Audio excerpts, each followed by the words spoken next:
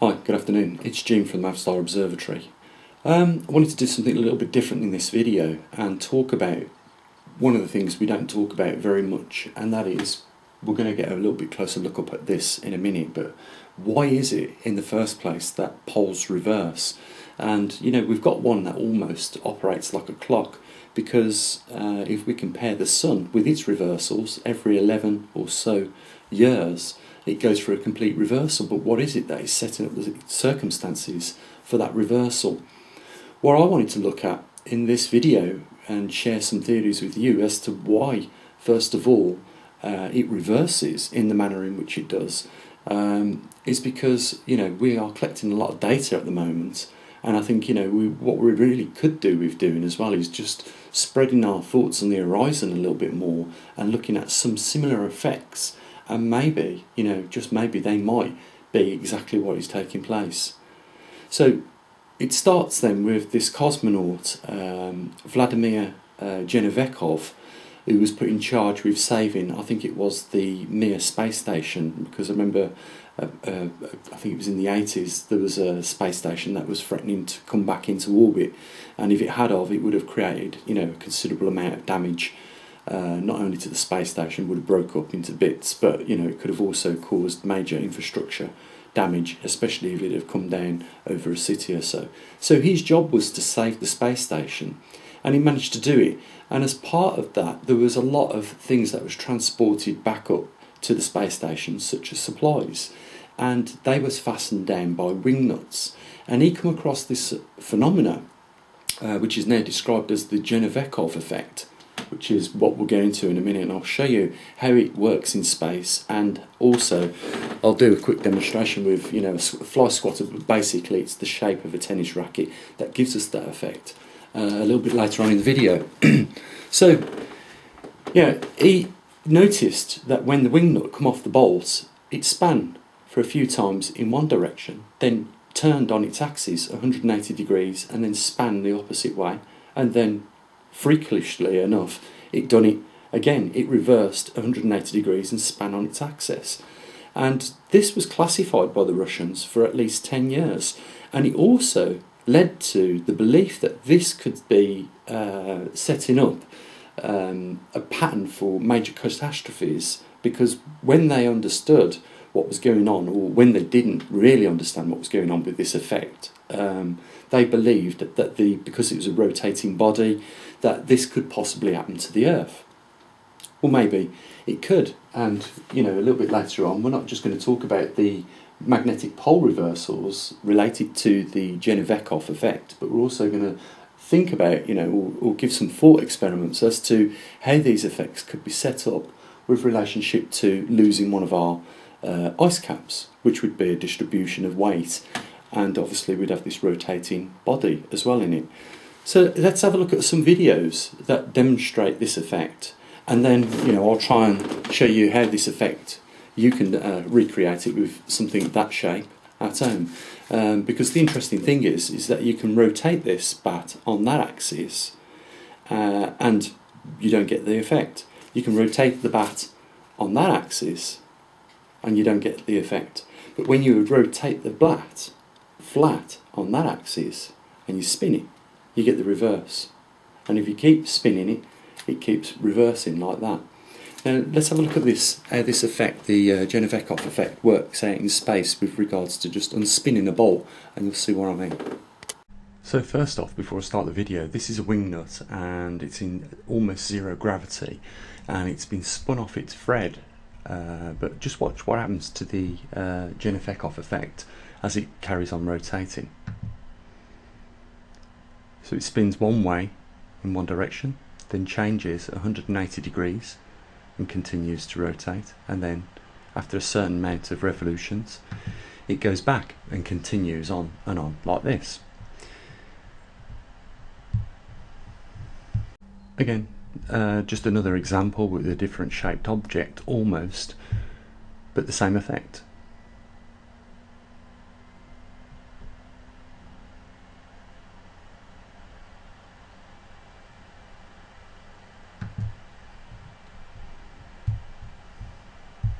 So to try and explain why we get the Dzhanibekov effect. It's simple. It's something that is not balanced on both sides of a rotating axis, on the centre of a rotating axis.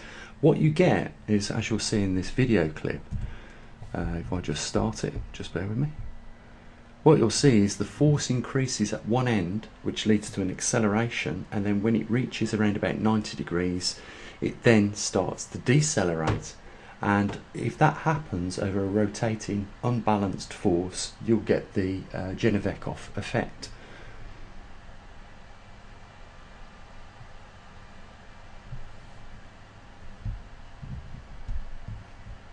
There you go. So what we're about to see here is rotation of a cylinder on the space station that doesn't show the effect, and the reason for that is because the mass is equally distributed across the rotation axis.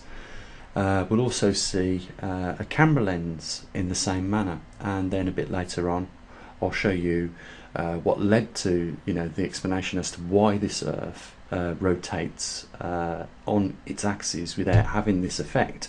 But that doesn't mean to say that if certain circumstances was to happen to this Earth, and I'll just put this out as a theory, I mean there might not be enough mass on the ice caps, but if they was to go or increase significantly and make the mass unevenly distributed across the rotational axis, which is our equatorial spin, what we class as, then this effect would set up.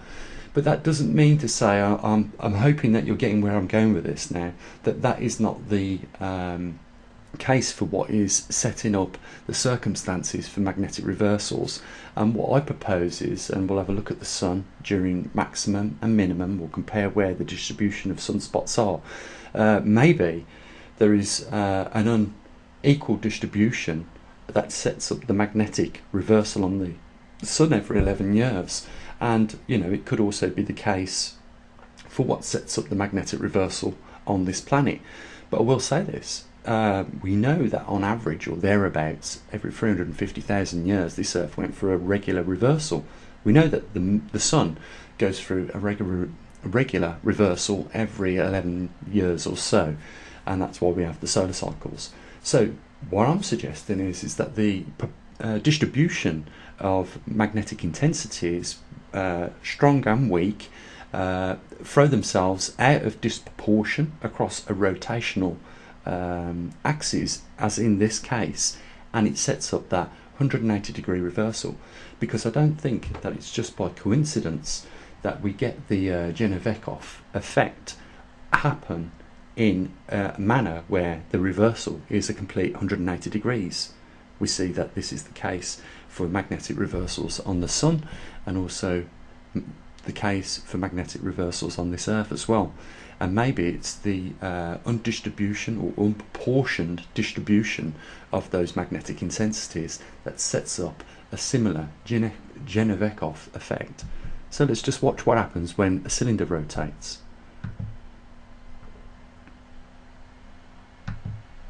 And there you saw a camera lens as well. Well, they're evenly proportioned across the rotational axis, and that's why this Dzhanibekov effect doesn't take place. There's also another one, which I'll just show you, where there's a sphere spinning, but this time they've made the distribution of weight slightly more on one end of the sphere by sticking a large bolt on it, and then they rotate it, and guess what we have? The Dzhanibekov effect, which means that if you do redistribute mass on a rotating body, so if we got a large lump of lead and put it on the north pole only of our planet, then we would definitely get the rotational axis shift. So let's have a look at that.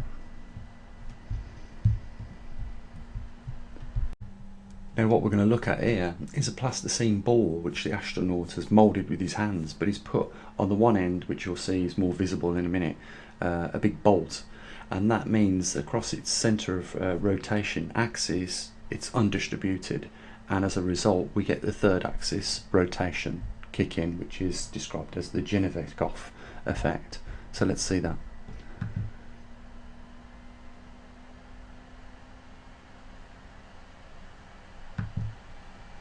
And there you go. about what we're led to believe about what sets up the magnetic fields of our Earth, which is rotating, swirling, molten material, which is able to generate a magnetic field. And we also know, first of all, it is spinning around an axis, which is probably the Earth's rotational axis of where the north and the south poles are on this planet. We also know that through the Dzhanibekov effect, that when things are unbalanced, that they show this unique ability to reverse a complete 180 degrees across the rotational axes. So what I'm proposing, and I've not heard any other organisation propose the same theory as this, is that perhaps what is creating a magnetic pole reversal effect is something that is connected to the Dzhanibekov effect, in that the distribution of these magnetic fields become unproportionate, so they're not balanced, and when that happens we see the 180 degrees reversal effect take place. If we look at the bolt that was on board that spaceship, the reason why it started to behave and use the Dzhanibekov effect was because it wasn't proportionate. If that bar had been moved and that had been rotated, it would have spun without reversing 180 degrees. Or if there had been another bar on this end of here, if there had been another one there, it would have rotated properly. But the lack of it and being unbalanced across its rotational axis was what set up that effect. So perhaps this is what causes the effect of the sun to go through its magnetic reversal, and also sets up the circumstances in which our Earth goes through a reversal. But what I will say is, when I watched those videos, it was like almost they was doing the same amount of rotations and then flipping 180 degrees, then doing the same amount of rotations again and then flipping.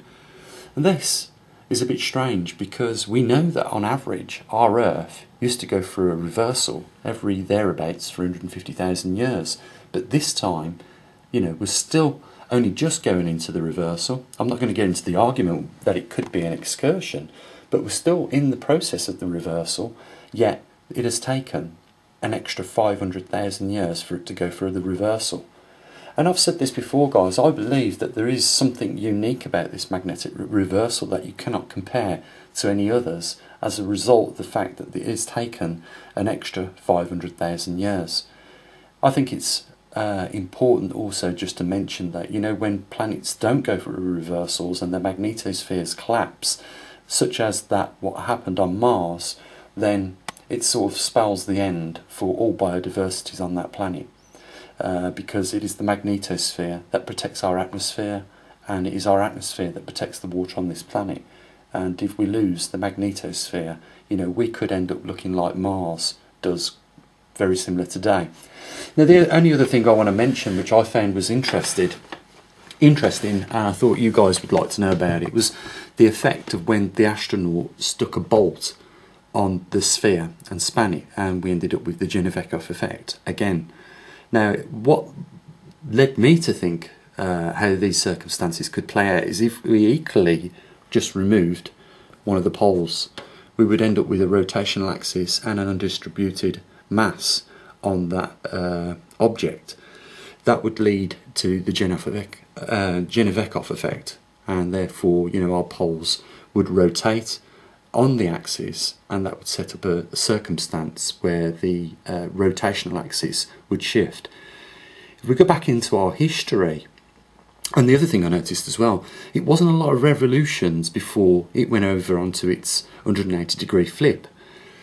So if that was a scenario for Earth, it probably wouldn't be perhaps 5 days or even a week before it had completed a complete 180 degree turn.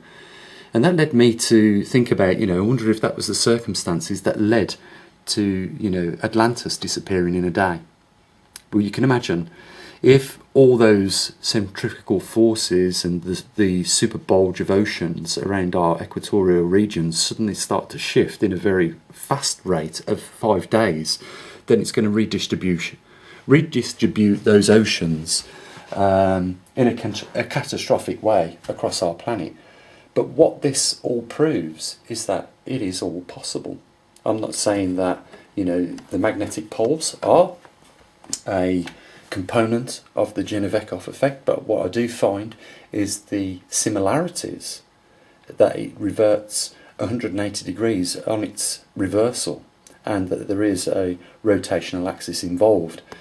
And you know, the other thing is that we do have poles, and if one should melt completely, it does leave the planet with you know, a large mass of ice, and therefore, you know, we could have the effect set up a rotational axis shift as a result.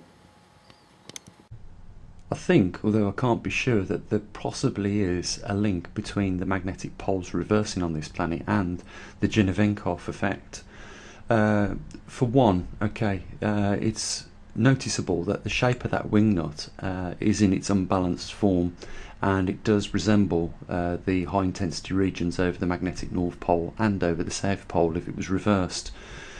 Secondly, there is an axis of rotation through the centre of the two, and like the Earth, there is the axis of rotation through the centre of the two high intense regions. And thirdly, when they do experience the Dzhanibekov effect, they both rotate exactly or thereabouts at 180 degrees, and that is the same for the poles migrating on the magnetic north and south poles of this Earth. I think this could give us idea as to the shape of the dynamo that generates the magnetic field and the magnetosphere, and I think it's worth further investigation. But I've not seen anybody compare the Dzhanibekov effect with rotating poles, and I think that when we get even unbalanced magnetic intensities that set up magnetic poles in turn, I think, and definitely when there's a rotational axis through the centre of them, I think that what we can expect to see is the same behaviour as the wing nut over on the left hand side when it is rotated through the centre of its axis.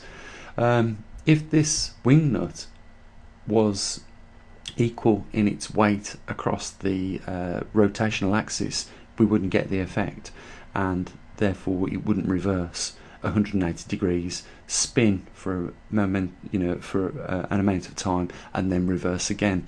What we're seeing is, albeit on a longer period of time scale, is the same effect. Maybe if we look at the sun, you know, and compare how fast that goes through a magnetic reversal every 11 years, there could be a few other things that are a result of that increased speed compared to the Earth's magnetic field reversal. That could be the mass with regards to the dynamo of the sun. You know, there could also be a rotational speed difference as well. I believe that both these things would have an effect on the you know, the Dzhanibekov effect, and therefore explain why the Earth goes through a magnetic reversal over a longer period of time as opposed to the sun, which is every 11 years or so. Guys, as you know, we've got stations now in Kentucky, California, Hong Kong, Perth, Australia, and also in the Gold Coast, and we're collecting the data to find out what is going on with these high intensity regions. We'll also shortly be putting magnetometers in M8, M7, and also in South Africa.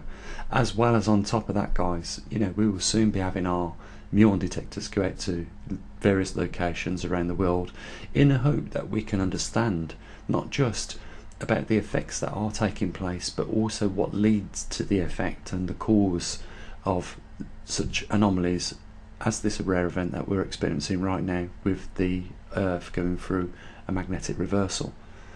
But you know, guys, it does come at a cost, and this sort of research isn't cheap, and it requires a lot of time, and you know, as always, there is always something to spend money on at the observatory, and it's important that, you know, we keep it funded, because you know why that is important as well as I do.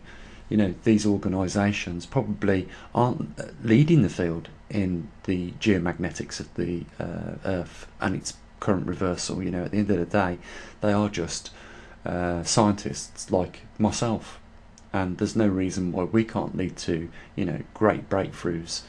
You know, just the fact the only difference is that they have, you know, a regular budget, and, you know, they have a nice budget that you know, enables them to, you know, not just talk about these things but build them on a lot faster scale than what we do. But nevertheless, you know, we use the same equipment as what they do. But, you know, I guess what I'm trying to say is that it's important that if we want to know the answers to the questions that we raise, you know, then money has got to be spent, and therefore money has got to be raised for this observatory. So, you know, if we can do a little bit more with that, it'd be great. You know, we are just under 50% down on the revenues that we raised last month for this observatory, and that's because I haven't been here. We've still got the scaffolding up, so that we can't put the TriMag system back on, at least until that goes, but I do believe it should be at some point this week. Otherwise, you know, I'm going to have to start asking questions as when this is going to go, because, I mean, it's not just having the scaffolding there stopping me throw the switch on the TriMag and the magnetosphere sensor. It's the complete and utter waste tip that the front of the property looks like right now. You know, I want it cleared up. The roof has been finished, so there's no reason why all this should be hanging around. But that's, I guess, you know, local authorities for you. So, guys, you know, the important thing is that there is a link there, and yes, it's not mandatory, but, you know, if you want to get involved in finding out these answers, and you want to support an observatory that is, you know, passionate about trying to answer those questions, then the link is down there. There's a PayPal link, and there's also a Patreon link if you want to join us there. But the main thing is that it is supported. So I'm going to leave it here, guys, and I'm going to wish you a great weekend. You know, I've already got an idea for something else I want to build, but, you know, we've got other things on our case at the moment, which just means that I'll have to go on the back burner, which we'll talk about at a later date. So, guys, have a great weekend. As always, bye for now.